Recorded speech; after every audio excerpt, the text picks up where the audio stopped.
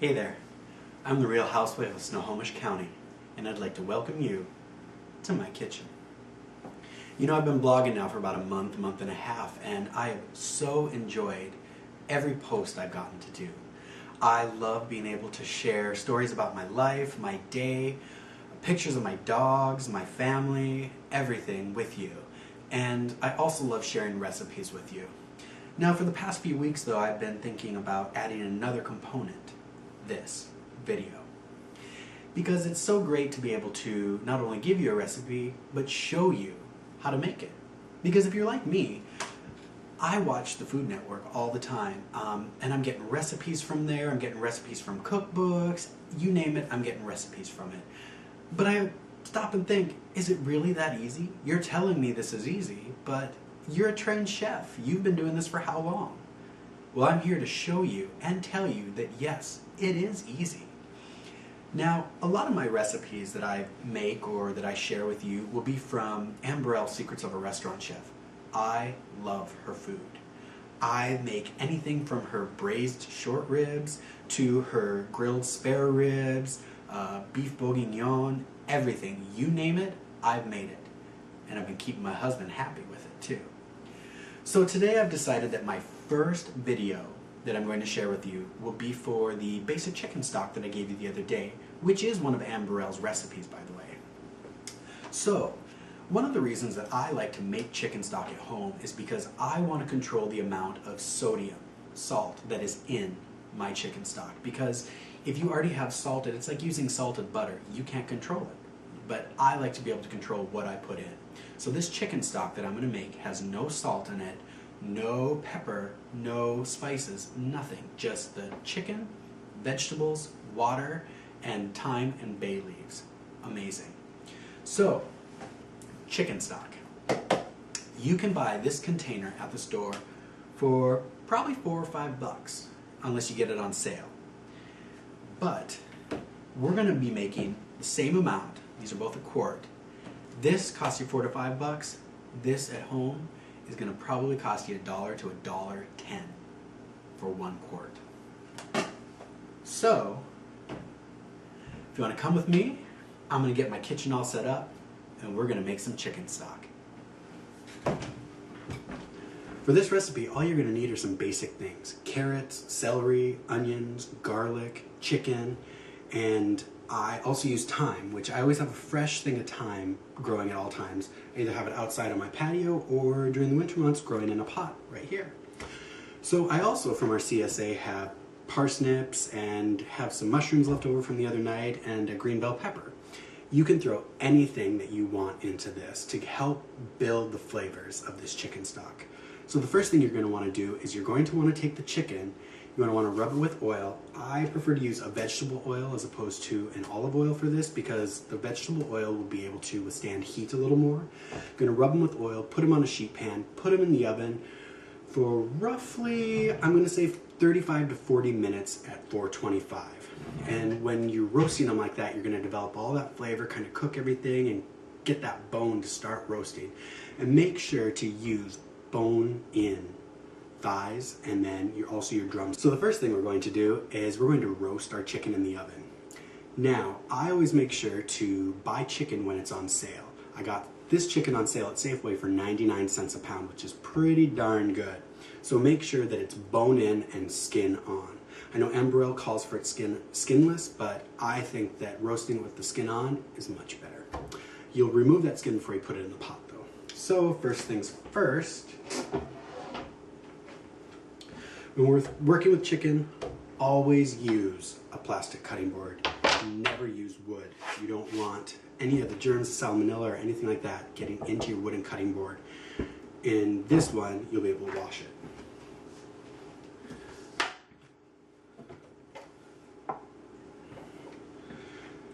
So there's no method to this madness. So I want to just go ahead, get them on. Now, the small recipe calls for about 2 pounds. I always make a double recipe. If I'm going to go through the trouble of making this, I'm going to make a lot.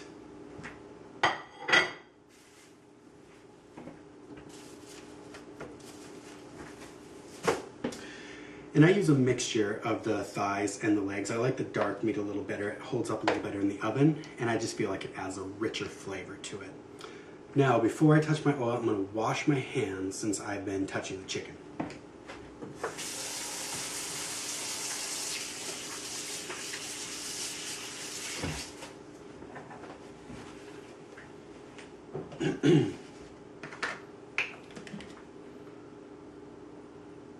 So, like I said, there's no right or wrong way to do this. You're just getting this all ready to go in the oven. No salt or pepper needed. Just coat them nicely.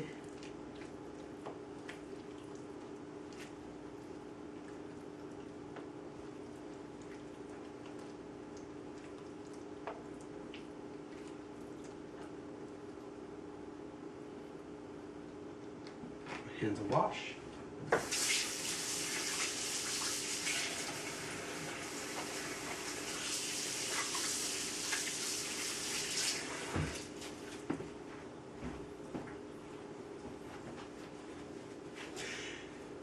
And I have my oven preheated to 425. I'm going to toss these into the oven. Just let them go for about 35 to 40 minutes. See how they are?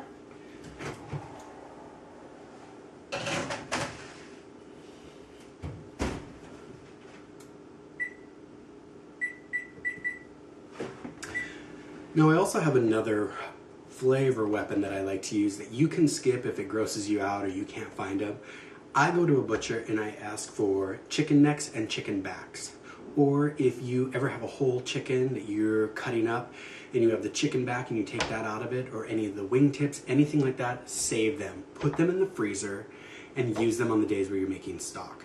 I go to a butcher and get the, they get them in like 50-pound blocks, chicken backs and chicken necks, cut me off some hunks, and then I roast them in the oven for about 10 minutes and throw them all in the stock. But all that, the juice from that, the bones opening up, it's gonna add so much flavor to your chicken stock. So now while this is going, you get to do something else. Now's the time where you can get a little housework in, take the dogs out, which is what I have to do right now.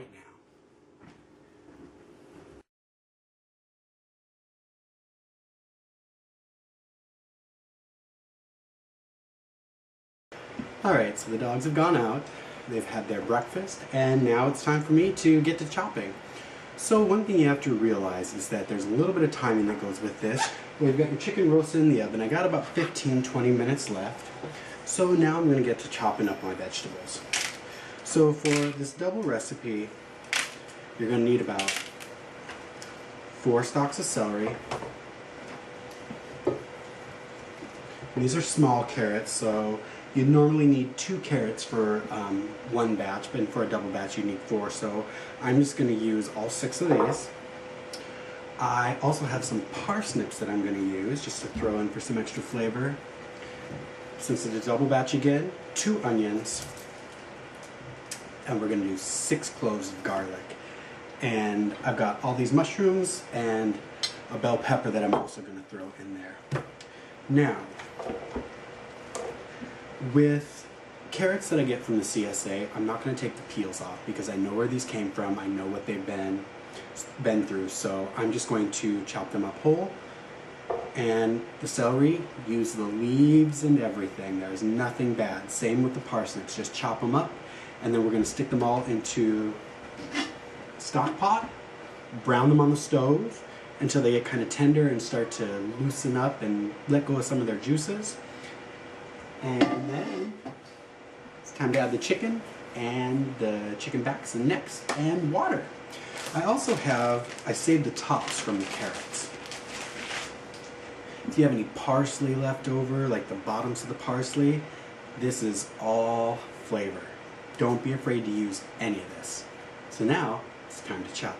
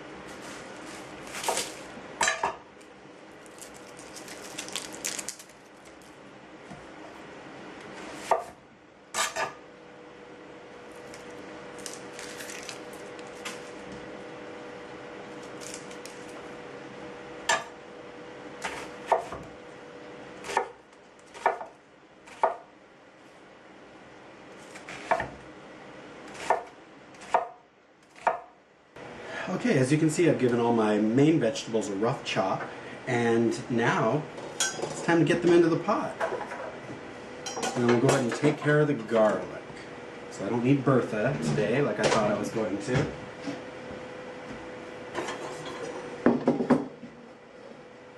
Now before I'm going to throw these in, I'm going to use a little bit of extra virgin olive oil just to help this shooting match along.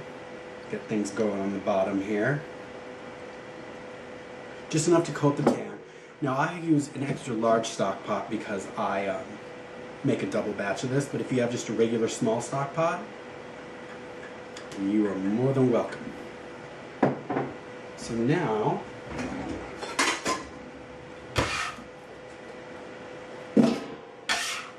everything goes in as is.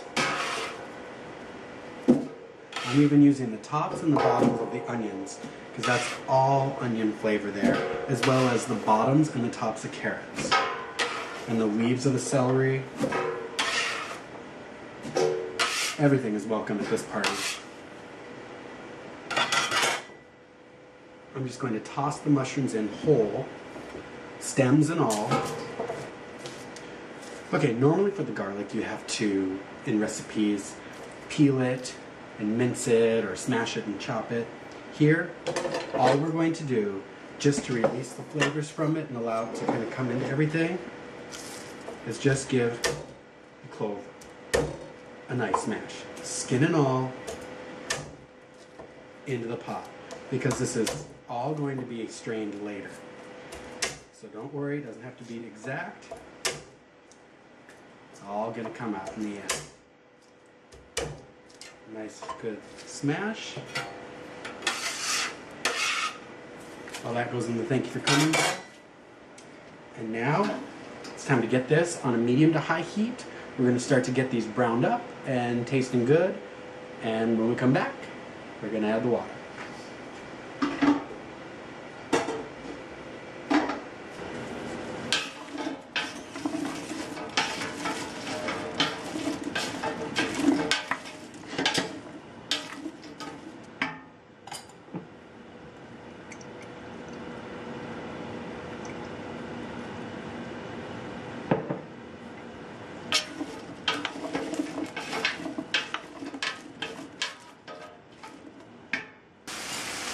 While these are on the stove doing their thing, it's time to take the chicken legs and thighs out of the oven to cool so we can remove the skin.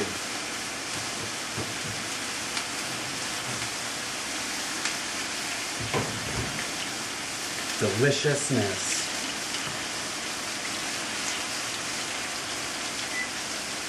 Alright, so the vegetables have done their thing for about 10 to 12 minutes on the stove, getting soft and smelling delicious. I have taken the chicken out of the oven, roasted the chicken backs for a little bit and the chicken necks. They will be coming out shortly. And I've taken all the chicken thighs and drumsticks that I had in the oven before and taken the skin off them. Now, it's time to add it all to the party.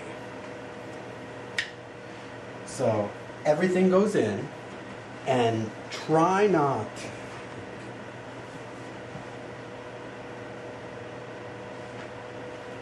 So everything goes in, meat, everything. Try not to get any of the fat that has dripped onto the bottom with that oil and everything like that in there. Because the more fat that you put in now, the more skimming you're going to have to do of it later, because you don't want your chicken stock full of fat.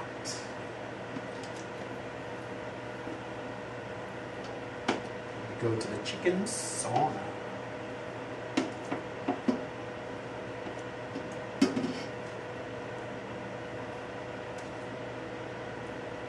Okay. Thank you for coming. Now I also have the carrot tops that I had earlier. I'm going to throw them in. I've done about 15 to 20 sprigs of thyme. You don't have to pick the thyme leaves off of this because they're going to all fall off in there, and this is going to be strained. So they go in, and the last aromatic that's going to go in is bay leaves. You want about 4 or 5 bay leaves.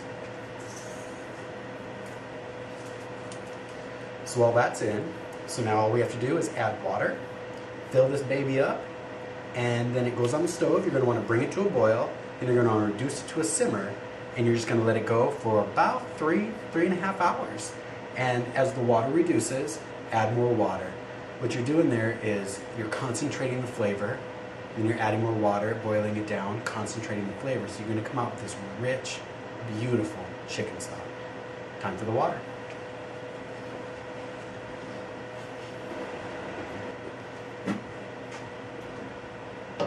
All right, so this goes back on the stove. We're going to turn it back up to a high heat.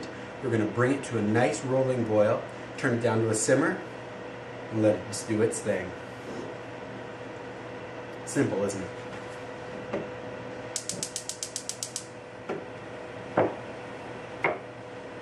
I'll check on you later.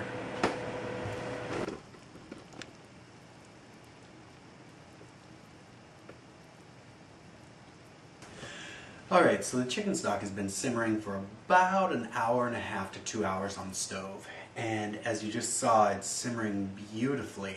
And if you could smell this right now, oh, my whole house smells like this delicious chicken stock. So now I'm going to add a little bit more water to kind of bring it back up to where it was before. So that way for the next hour, hour and a half, it's going to be able to reduce down even more, concentrate those flavors still. So now I also see there's a little bit of fat on the top from the oil that we use to saute the vegetables and whatever was left over with the skin. So what I'm going to do is I'm going to take a spoon and I'm going to skim the fat. It's really easy to do. All you got to do is just take this spoon, run it along the top, and the fat is just going to go into the spoon, and you take it off and you dump it into a bowl. And thank you for coming to the party, because even though we're taking it out now, it's added some delicious flavor to this stock. So I'm going to finish skimming the fat, and then I'm just going to let it do its thing for another hour, hour and a half. Alright, now it's time to strain the chicken stock. So what you're going to need is you're going to need 2 strainers. I usually use a bigger one to get the big stuff out, and then I strain it into a smaller one as I'm putting it into the containers. So let's get this stuff and get this on the road.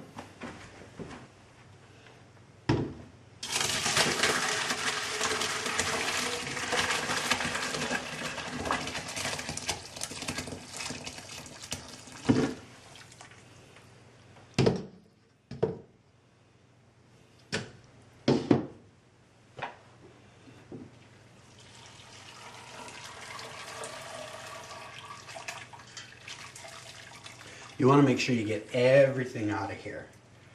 Strain those veggies.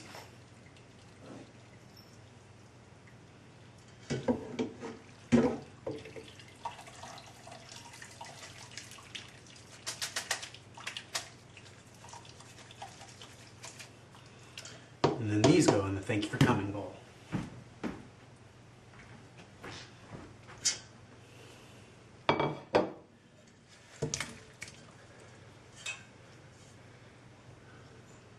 So now, we've strained it with the big strainer. Now is where we're going to strain it with the smaller one to get all of the like thyme leaves and anything else that made it through the other one. And I do this on a sheet pan, catches everything, and also it's a lot easier to transport these when you're done. So, easy as pie. Just get these filled up to the fill line.